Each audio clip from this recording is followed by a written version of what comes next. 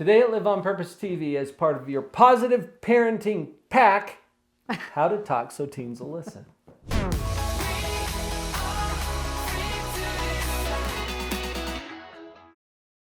Vicki, maybe we ought to change this title to How to Listen So Teens Will Listen. That is so important. You know, so many kids, they just feel like they're not heard, they're not validated. Right. So listening to them, even when it seems silly to you.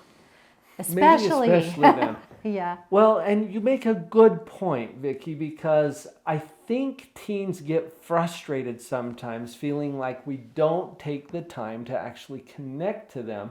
And so we don't have the credibility that we need when we want them to listen to us because they feel like we've never really listened to them. This puts you in a powerful position as a parent. And remember, everything they're going through is big to them. So if you want them to listen to you, be sure you're listening to them in all the little things, little to you, big to them. Along those same lines, I've found this to be so powerful in my work as a psychologist. Communicate and show to them genuine liking.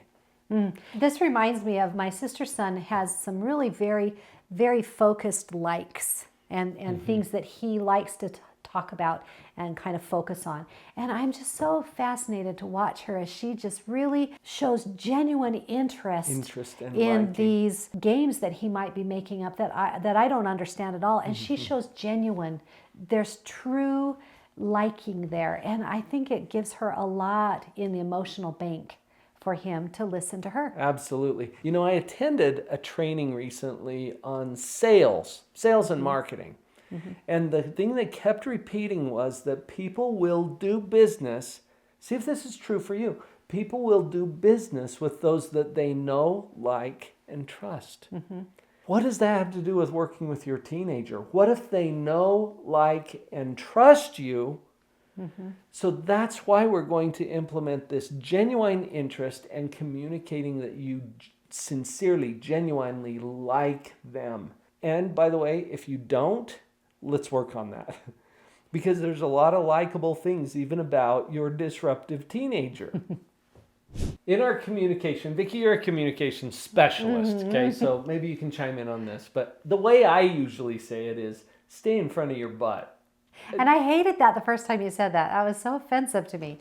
However, I've learned that what he means is a lot of statements are a two-part sentence, right? A two-part statement. This and that. Right. Or this but that. And it's so different. If you say, your room is clean and I need you to do the dishes. Yeah. For example. Right. Instead of your room is clean, but I need you to do the dishes. The but just makes it seem like you didn't really mean what you said the first thing. Or you might even say, you're really happy, but yesterday you were kind of grumpy. I don't know. I'm just kind of trying to pull something out of the air. Stay in front of your butt. Just say the first part. Or change it to and. Yes. And that's what it means. You say what you want to say, and where the but comes in, you stay in front of that but. And don't go to the part that's behind the but. I really like this, but I don't like that. Right. That just discounted everything that you wanted to say that was positive. So stay in front of the but and then push the pause button. In fact, you got a pause button. It's right here. Right there. You know, one of the things about teens, they are looking to be independent. That is their drive. They want to be seen as an individual and independent of you. One of the best ways you can still encourage them to listen to you is to offer your counsel. Ask permission. Can I share with you? May I share with you some thoughts about that? Here's the trick. Accept no. What? I know, it's so hard. They have to listen to me. Because when we're offering it, let's have this be a genuine offer and not another way of us saying, here comes the information, here comes my advice, you better get ready for it. Rather, truly offer your suggestions and your advice. And here's the reason. Who listens to advice when they don't want it anyway? what you're saying about permission, I think, is really important, and it's a reflection of how our world is changing. Most of us as parents grew up in an era where things were kind of given to us and we didn't have a lot of different options. We live in the information age now. All of our kids cannot remember a time when there wasn't Google. Right. Or YouTube. Well, I can. And you probably can. Although some of you younger parents may be in that same cohort. We live in an information age, and because of that, everything has become permission-based. Advertising, for example. It used to be that you're watching TV and you have to wait for the commercials. Well, now you only get commercials on TV if you haven't paid for it. Right? Because the commercial, and you can often skip the commercials or the ads. Like on these YouTube videos, you watch for 10, 15 seconds, you can skip through it after that. It's so permission-based. And when people want something, they go find it. Well, this is how your kids are being trained and educated. So let's take that into consideration with this particular step as you seek their permission. Offer it, like you said, Vicki, offer it. But then accept their answer after you've asked permission to share your counsel or advice. As you're communicating with your teenager, here's another thing that helps them to really listen. Focus on thinking, not fighting. This was a game changer when we first talked about this. I can't even remember that every interaction we have with our child invites them to either think or fight. And it just was a huge eye-opener for me that the way that I approach my child, every interaction I have, is inviting them to do one of those two things. So let's focus on thinking. Your awareness of that makes a big difference, and it changes how you show up in that interaction. You can also be explicit about this. As you're talking to your teenager, you might say, I'm not interested in fighting, I just want to think this through.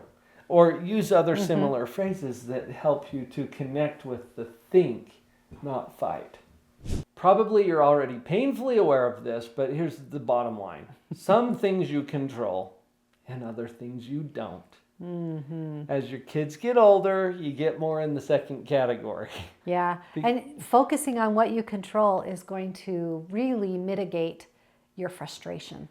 This comes back to my 3 rules for power struggles. Avoid them. If you can't avoid them, win them. And you do that by focusing on what you control. So this is especially important as our kids start to mature and as they get into those teenage years. They will take more control over their life. Whether you want to share it with them or not, they're going to take it. So accept that and pay attention to what you do control, and that gives you a lot of power still as a parent. We're going to come back to what we always do. Remember, your job as a parent is to love them no matter what and even if.